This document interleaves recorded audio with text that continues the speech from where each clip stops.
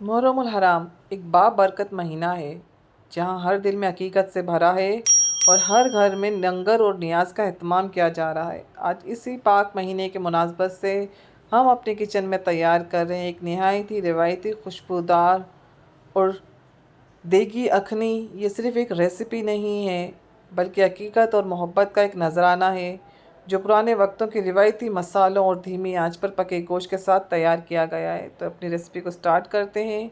यहाँ पर 750 ग्राम गोश्त है, बीफ का गोश्त है और एक टमाटर है हमारे पास। 1 टेबल स्पून लहसुन अदरक का पेस्ट है और यहाँ पर 1 टेबल स्पून ही हमने अदरक को स्लाइस की सूरत में काट लिया और एक बड़ा टमाटर है। एक प्याज है जिसको स्लाइस की सूरत में काट लिया है। हाफ़ टेबल स्पून लाल मिर्च है। 1 टीस्पून हमारे पास हल्दी है और कुछ गरम मसाले हैं हमारे पास।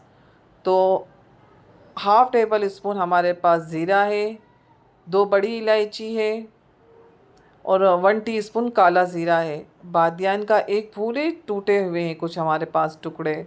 10 से 12 लौंग है, 12-15 हमारे पास काली मिर्च है और 4-5 दालचीनी के टुकड़े हैं।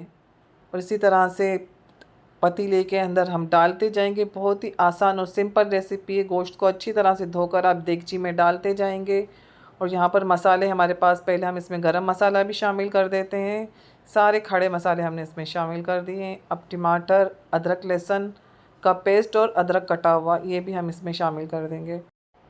तो हमने ये भी शामिल कर दिया है। अब यहाँ पर प्याज शामिल कर देंगे हम।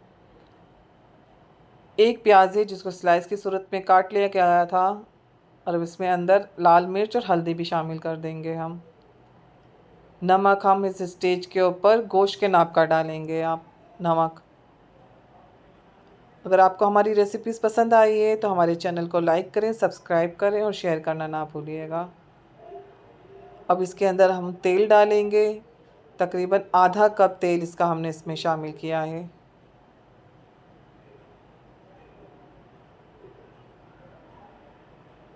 तेल शामिल करने के बाद हम इसमें पानी इतना डालेंगे कि गोश्त हमारा अंदर डूब जाए। अब यहाँ पर हम पानी शामिल कर दिया है तो इसको चूल्हे पर चढ़ा देंगे और इसको अच्छी तरह से हल कर लेंगे हम। ये धीमी आंच पर पकेगा गोश्त और बहुत ही जायकेदार बनता है। आप अगर इस स्टाइल में बनाएंगे तो आपकी अखनी बहुत शानदार बनेगी। अब यहाँ पर चूल्हे को ऑन कर दिया है और इसका जैसे ही उबाल आएगा तो हम इसको बिल्कुल धीमी आंच कर देंगे 40 मिनट के लिए। तो आप दूसरा शाही मसाला हम तैयार कर लेते हैं। तो यहाँ पर आलू है, आप अपने हिसाब से ले लीजिएगा। बड़ी मिर्ची है जिसका कट लगा दिया है दरमियान से हमने। और यहाँ पर पुदीना है सूखा हुआ, अगर आप ताज़ा ले रहे हैं तो 1 मुट्ठी लीजिएगा। और ये धनिया हमारे पास 1 मुट्ठी धनिया है, 6-7 टुकड़े कड़ी पत्ते के, आलू बुखारा। और ये शाही मसाला है, हाफ़ टी स्पून ज़ीरा पीसा हुआ है, 1 पिंच जायफल है और 1 पिंच जावित्री है हमारे पास। इसको अब अभी साइड पर रख देंगे। और हरी मिर्च है, अगर ज़रूरत पड़ने होगी तो हम 1 टेबल स्पून डालेंगे। ये चावल है हमारे पास 550 ग्राम।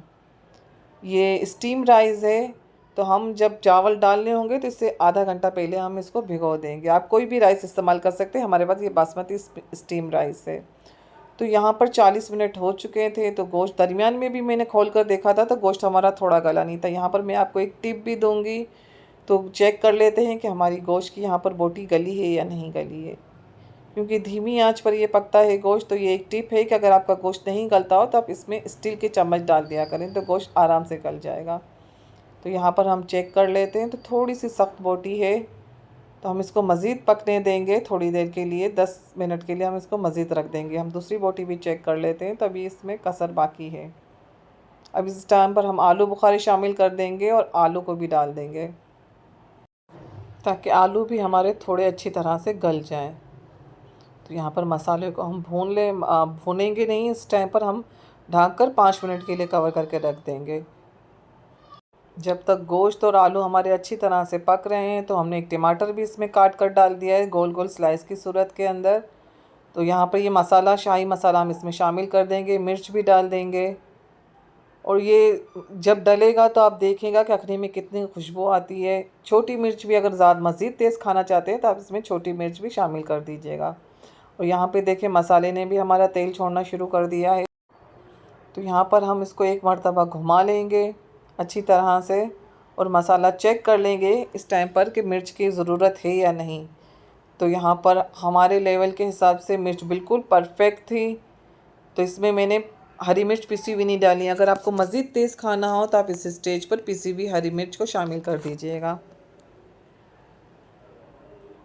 اب یہاں پر ہم 3 گلاس پانی کا شامل کریں گے۔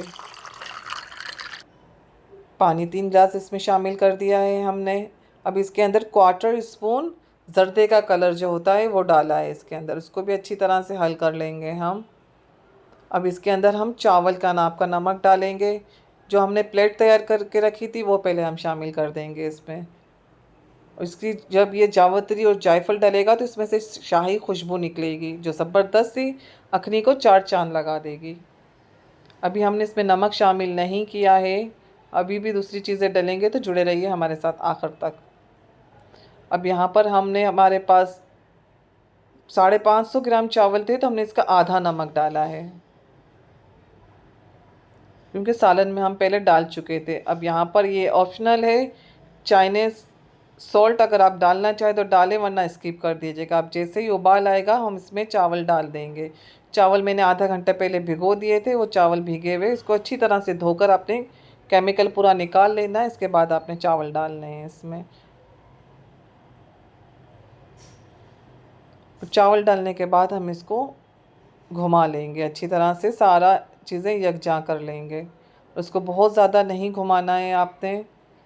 ایک مرتبہ اب ہم نے گھمایا تھا اور ایک مرتبہ دیکھیں یہ پانی ہو گیا، اب ہم دم پر رکھنے سے پہلے گھمائیں گے۔ اور دیکھیں چاول کتنے شاندار ہمارے ہو گئے۔ آخر میں ایک اور چیز ڈلے گی جس سے اس کی خوشبو اور مزید اچھی ہو جائے گی۔ اب ہم اس کو دھیمی آنچ پر دم پر لگا دیں گے 20 منٹ کے لیے۔ چلیں یہاں پر 20 منٹ ہو چکے تھے ہمارا، تو ہم کھول کر دیکھتے ہیں کہ چاول دم پر آئے یا نہیں آئے۔ تو یہاں پر آپ ایک کنی دیکھ لیجئے گا، تو یہ دیکھیں کس طرح سے ہمارے چاول کھلے کھلے بنے، ایک دانہ دانہ الگ ہے یہاں پر۔ ابھی ہم اس کے اندر مزید ایک چیز ڈالیں گے، تو پہلے میں آپ کو دکھاتی ہوں۔ جی ہمارا یہ دانہ بالکل گل چکا ہے، اب اس کو پلیٹ میں نکالتے ہیں۔ اور یہاں پر میرے پاس پہلے سے لال پیاز میں نے تل کے رکھی ہوئی تھی، دیکھیں یہ بوٹیاں بھی شاندار سے گلی ہوئی، اور یہ بہت زیادہ گرم ہے۔ اس کے اندر لال پیاز اگر آپ کے پاس نہیں ہو تو آپ لال پیاز کر کے اس پر چھڑک دیجیے گا، میرے پاس پہلے سے کی ہوئی تھی، تو اس کی خوشبو اور بہت زیادہ اچھی ہو جاتی ہے۔ آپ اس اسٹائل میں بنے گی تو بالکل دیگی اخنی کا ٹیسٹ آئے گا۔ یہ کھا کر چیک کرتے ہیں، زبردست، بہت ہی عالی شان بنی ہے۔ اللہ حافظ، دعاؤں میں یاد رکھیے گا۔